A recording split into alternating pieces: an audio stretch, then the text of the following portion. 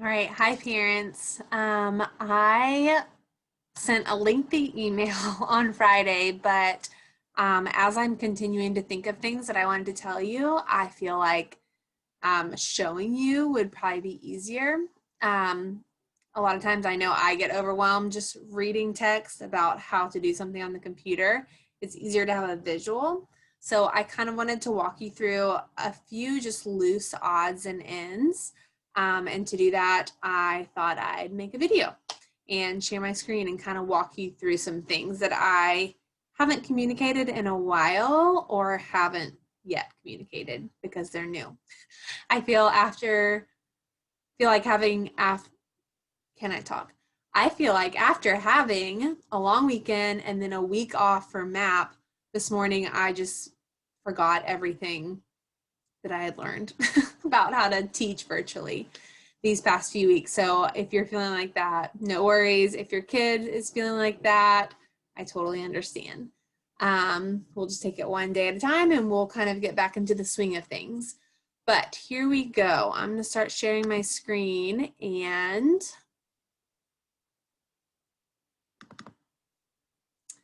show you just a few odds and ends, like I said. Okay, so the first thing is that I have started recording pretty consistently our lessons. Um, and I wanted to show you where those were because they're a little bit different this week. I've been just putting them in the student folder, and I will show you what that looks like now. I have also given a student per week a job of helping me remember to record. And so I told them if I don't say I'm going to start recording, they can stop me and remind me. So one week it'll probably be your child. All right, so let's just start with ELA. And this is in Schoology. So when I click on it, a few things are going to look different if it will ever load. Okay. So as we get further into the school year, you're going to start seeing these previous material folders. They're black. I've tried to tell the kids you don't have to click on the black ones unless you miss something and you as a parent want to go back and review it with them or want to go back and review it for yourself.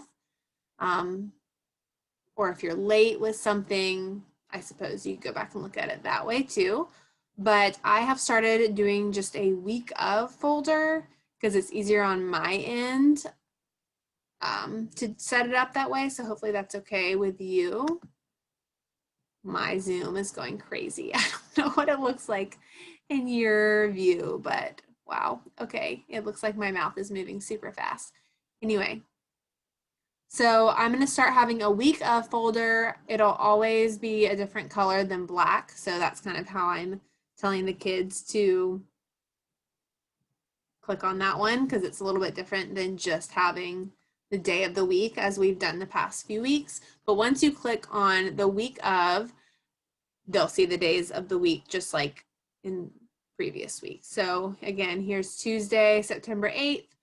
On my view, I can see that there are other folders, but they're unpublished. I'm not sure how it looks on your view, but this will be the only one that you should be able to click on. So Tuesday, September 8th. And I think this is where I'm going to put the recording. So before the student folder, but in the day that it is, if that makes sense. So this is Tuesday, 9/8. This is for ELA. It's in the ELA course. And then that way they can kind of skip right over it. And if they were there, if they were in class, and they can go about, how we've been doing it, starting at the top, going through. But if they weren't in class, this will be the first thing they come to, if that makes sense. Okay, and so that is the case for all courses except iTime. If you miss iTime or want to know what we do in iTime, that's going to be in our homeroom folder, course. And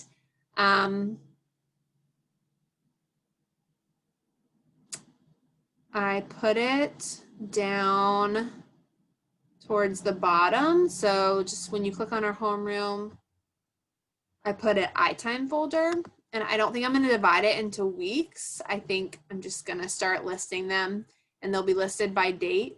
So like this is for today, this one that says working, which I'll make sure it reflects the right name. Okay, so that's the first thing. I also wanted to show you guys, and I put this in the email, but just to reiterate, science, if we meet synchronously, you will not have asynchronous work for that subject.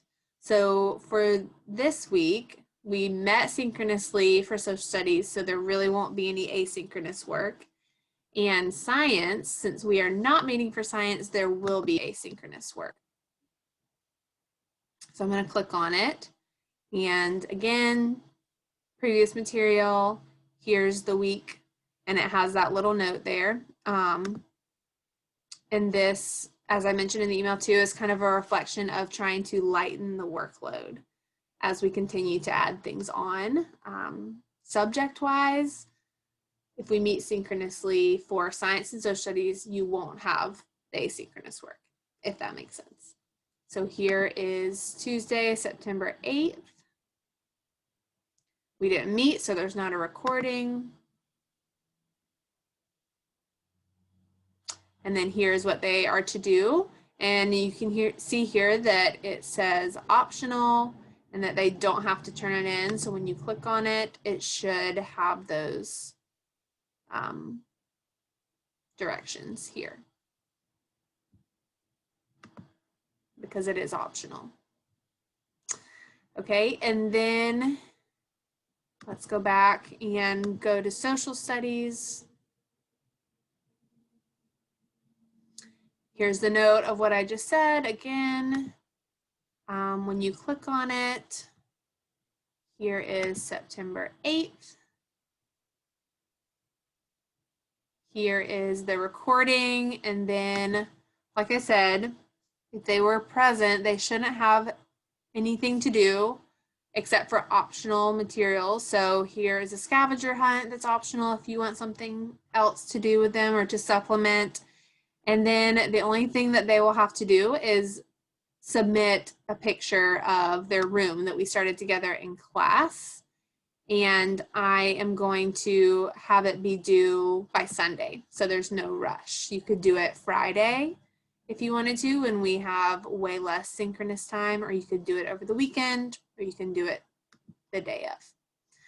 All right, so that's that. I'm looking at a list here. I have told you